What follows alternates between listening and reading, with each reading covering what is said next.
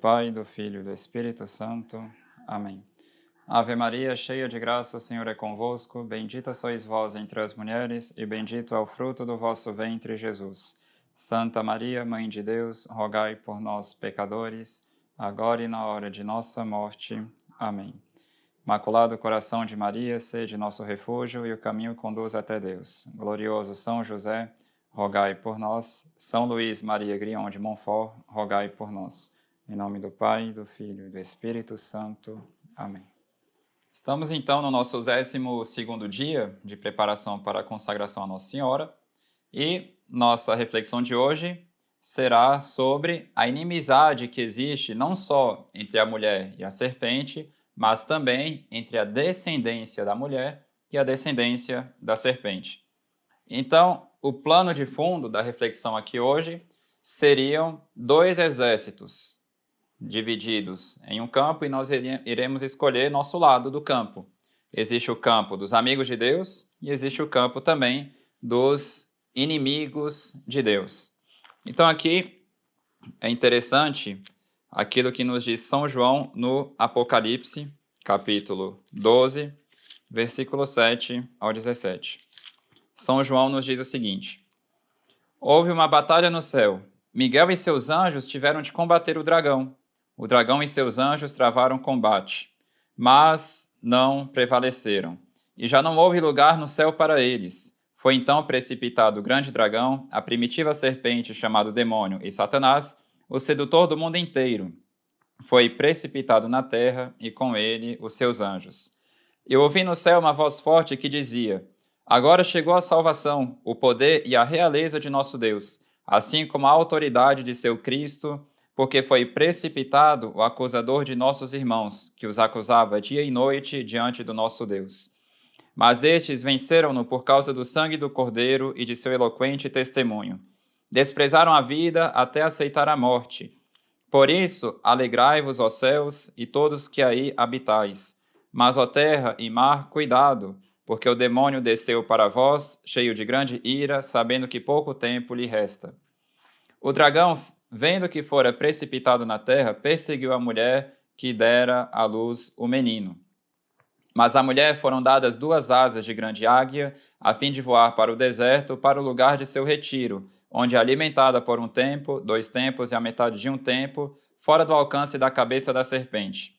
A serpente vomitou contra a mulher um rio de água para fazê-la submergir. A terra, porém, acudiu a mulher, abrindo a boca para engolir o rio que o dragão vomitara. Este, então, se irritou contra a mulher e foi fazer guerra ao resto de sua descendência, aos que guardam os mandamentos de Deus e têm o testemunho de Jesus. Então, a gente percebe aqui, nesse relato de São João, que existe uma guerra entre a descendência da mulher e a descendência do demônio. Mas quem é a descendência da mulher? São João nos diz: os que guardam os mandamentos de Deus e guardam o seu testemunho, ou seja, o seu martírio, né? Na raiz grega, testemunho e martírio é a mesma palavra. E quem é do campo do inimigo de Deus, dos inimigos de Deus em geral? Todo aquele que se faz amigo do mundo constitui-se inimigo de Deus, diz São Tiago, capítulo 4, versículo 4, e São João, no capítulo 15, versículo 18 ao 19, Nosso Senhor diz o seguinte no Evangelho de São João: se o mundo vos odeia, sabei que me odiou a mim antes que a vós. Se fosseis do mundo, o mundo vos amaria como sendo seus. Como, porém, não sois do mundo, mas do mundo vos escolhi, por isso o mundo vos odeia. Então a ideia aqui é a conclusão, por assim dizer, de todo o trabalho que tivemos nesses 12 dias. A gente trabalhou para conhecer o que é o mundo e seu espírito, com sua sabedoria e assim por diante, e quem é nosso Senhor, ao menos qual é seu espírito e a sabedoria que ele nos prega. Então aqui é o momento da escolha, obviamente. A gente já começou a escolher desde o início dessa semana, e bem antes, obviamente, mas aqui fica mais claro ainda que existem 2 campos e que não tem como fazer parte dos 2 campos ao mesmo tempo. Não tem como ser amigo de Deus e amigo do mundo ao mesmo tempo. Se nos tornamos amigos de um, logicamente, por causa dessa escolha, já somos inimigos do outro. E se queremos ser amigos do mundo, nós nos constituímos inimigos de Deus, como diz o apóstolo São Tiago. Então, primeira coisa, a nossa escolha, né? De qual lado queremos ficar, de qual lado iremos trabalhar, lutar, enfim, para qual dos exércitos iremos contribuir.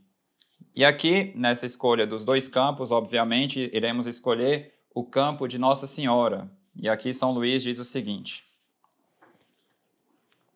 no parágrafo 54 do tratado. Deus não pôs somente inimizade, mas inimizades, e não somente entre Maria e o demônio, mas também entre a posteridade da Santíssima Virgem e a posteridade do demônio. Quer dizer, Deus estabeleceu inimizades, antipatias e ódios secretos entre os verdadeiros filhos e servos da Santíssima Virgem e os filhos e escravos do demônio. Não há entre eles a menor sombra de amor, nem correspondência íntima existe entre uns e outros. Os filhos de Belial, os escravos de Satã, os amigos do mundo, pois é a mesma coisa, sempre perseguiram até hoje e perseguirão no futuro aqueles que pertencem à Santíssima Virgem, como outrora Caim perseguiu seu irmão Abel e Esaú seu irmão Jacó, figurando os réprobos e os predestinados. Mas a humilde Maria será sempre vitoriosa na luta contra esse orgulhoso, e tão grande será a vitória final que ela chegará ao ponto de esmagar-lhe a cabeça, sede de todo o orgulho. Ela descobrirá sempre sua malícia de serpente, desvendará suas tramas infernais, desfará seus conselhos diabólicos e até, ao fim dos tempos, garantirá seus fiéis servidores contra as garras de tão cruel inimigo. Então aqui a gente percebe como que aqueles que se deixam levar pelo espírito do mundo, que a gente condenou nos primeiros dias dessa preparação, aqueles que se deixam levar por esse espírito são escravos do demônio, são justamente pessoas que vivem sob o jugo dele, sob a mentalidade oposta à mentalidade de nosso Senhor Jesus Cristo. Então, qual é o trabalho dessa descendência da mulher? A descendência de Maria sempre arrancou e sempre arrancará muitas almas do inimigo. Então, são dois campos, são dois exércitos que estão lutando constantemente. Obviamente, a vitória está no lado do exército de Nossa Senhora, mas aqui como que se concretiza essa vitória, mais especificamente falando? A descendência de Maria arranca muitas almas do inimigo. É a primeira vitória. A gente pega muitas almas que estão do lado dele para conquistá-las para Deus. Por isso que Nossa Senhora em Fátima ensinou as crianças a fazerem o seguinte: rezem, rezem muito, pois muitas almas vão para o inferno, porque não há quem reze e se sacrifique por elas. Então, por isso que a descendência de Maria é uma descendência que reza constantemente, oração incessante, e que se mortifica constantemente. Ou seja, rezem, rezem muito, pois muitas almas vão para o inferno porque não há quem reze e se sacrifique por elas. Então é por meio da oração incessante e da mortificação universal que essas almas conquistam outras para Deus. Essa descendência de Nossa Senhora imita Noé, por assim dizer, chamando todos os homens a entrarem na arca, ou seja, no coração imaculado de Maria. E assim, eles protegem essas almas do dilúvio de pecados que destrói o mundo. A descendência da mulher com Nossa Senhora esmaga a cabeça da serpente com todos os seus planos, ou seja, doutrinas, ideologias, projetos, estruturas de pecado, enfim, eles destroem com Nossa Senhora a sabedoria do mundo que é inimiga da cruz de nosso Senhor Jesus Cristo. Então, por exemplo, a imprensa má, tudo isso é citado pelo padre Dayer, o laicismo, liberalismo, comunismo, todas essas coisas são coisas condenadas, né, pela igreja e, obviamente, coisas que o demônio tenta justamente promover para arrancar as almas de Deus. Então, essas pessoas, quando combatem esses inimigos de Deus, ou esses instrumentos dos inimigos de Deus, elas vão sair sempre vitoriosas.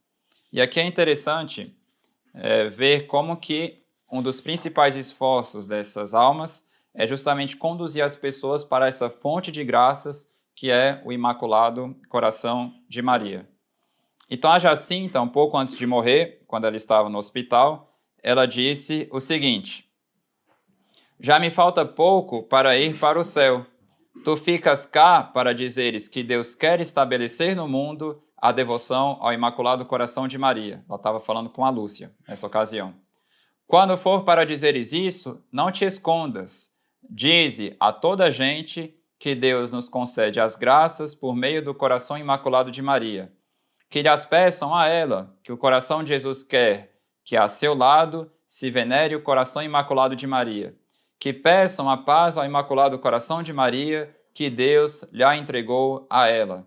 Ah, se eu pudesse meter no coração de toda a gente a luz que tenho dentro do peito a queimar-me e a fazer-me gostar tanto do coração de Jesus e de Maria, né? Então, a Jacinta tinha essa convicção de que é por meio do coração imaculado de Maria que nós obtemos as vitórias para Deus, e é por isso que essa descendência da mulher não se cansa de se apoiar no Imaculado Coração de Maria para obter muitas vitórias para Deus. Então aqui o Padre Daí ele resume bastante o trabalho dessas almas, ou seja, dos apóstolos dos últimos tempos, que são anunciados por São Luís, o que eles fazem concretamente na luta contra o demônio. Então aqui, citações de São Luís, selecionadas. Quem são esses escravos de Maria que são vitoriosos contra os escravos de Satanás? Eles são pequenos e pobres segundo o mundo, e rebaixados diante de todos como calcanhar, pisados e perseguidos como calcanhar o é em relação aos outros membros do corpo, mas, em compensação, serão ricos em graças de Deus, que Maria lhes distribuirá abundantemente. Grandes e destacados em santidade diante de Deus, superiores a toda criatura por seu zelo animado e tão fortemente apoiados do socorro divino, que com a humildade de seu calcanhar, em união com Maria, esmagarão a cabeça do diabo e farão triunfar Jesus Cristo. Então aqui grande, São Luís está falando grandes diante de Deus, sobretudo, não necessariamente grandes diante do mundo, né? O que a gente pode entender aqui, por exemplo, uma Santa Teresinha do Menino Jesus, né? São Pio X disse que ela era a maior santa dos tempos modernos. Então aqui essa grandeza é sobretudo uma grandeza de uma santidade real, não necessariamente de brilhos, né, milagres, coisas extraordinárias, mas uma santidade real. Obviamente, se Deus quiser se servir dessas almas para fazer essas coisas extraordinárias, aí fica segundo o bom agrado de Deus. Mas não é necessariamente obrigatório associar esses grandes personagens a obras estrondosas. Então, contra os escravos de Satanás, aqui é o Padre Daí falando, Maria levanta o exército de seus escravos de amor, que ela formou à semelhança de seu divino Filho. Sua pequenez aos olhos do mundo, ou seja, o oposto do que o espírito do mundo prega como sendo bom e caminho para a verdadeira felicidade. Sua pequenez aos olhos do mundo, sua humildade contra o espírito de soberba, seu espírito de dependência, sua pobreza contra o espírito de posses e seu desapego dos bens terrenos, sua falta de relevância do ponto de vista humano e natural, todo o seu exterior evangélico atiçarão o ódio de Satanás. Por isso que São Luís diz, mais do que os outros, eles sofrerão suas mordeduras. Eles serão pisados e perseguidos como calcanhar o é em relação aos outros membros do corpo. E por isso que São Luís fala de um grande triunfo desses escravos de Nossa Senhora. Deus quer que sua mãe seja mais conhecida, agora mais amada e mais honrada do que nunca. Foi por Maria que a salvação do mundo começou e é por Maria que ela deve ser consumada. Maria quase não apareceu na primeira vinda de Jesus, mas na segunda, isto é, nos últimos tempos que precederão a aparição do Salvador na glória de seu triunfo, Maria deve ser conhecida e revelada pelo Espírito Santo, a fim de fazer, por meio dela, conhecer, amar e servir Jesus Cristo. Maria deve brilhar mais do que nunca em misericórdia, em força e em graça nesses últimos tempos. Em misericórdia para reconduzir e receber amorosamente os pobres pecadores e desviados que se converterão e voltarão à Igreja Católica. em força contra os inimigos de Deus, que se revoltarão terrivelmente para seduzir e fazer cair, por meio de promessas e ameaças, todos os que lhes forem contrários. E, por fim, ela deve brilhar em graça, como vimos, para animar e sustentar os valentes soldados e fiéis servos de Jesus Cristo que combaterão por seus interesses. Então a gente percebe, né, se nós queremos de fato seguir nosso Senhor Jesus Cristo, existe uma inimizade inconciliável entre esses dois campos de batalha, entre a descendência da mulher e a descendência do demônio, e nessa escolha que fazemos, nós devemos constantemente combater, né, a fim de alcançarmos, por meio dessas vitórias, a maior glória de Deus, o reinado de Jesus Cristo sobre as almas. Pois, como diz São Luís Maria Grignion de Montfort, se é certo que o conhecimento e o reino de Jesus Cristo se estabelecerão no mundo, não será mais que uma consequência necessária do conhecimento e do reino da Santíssima Virgem Maria.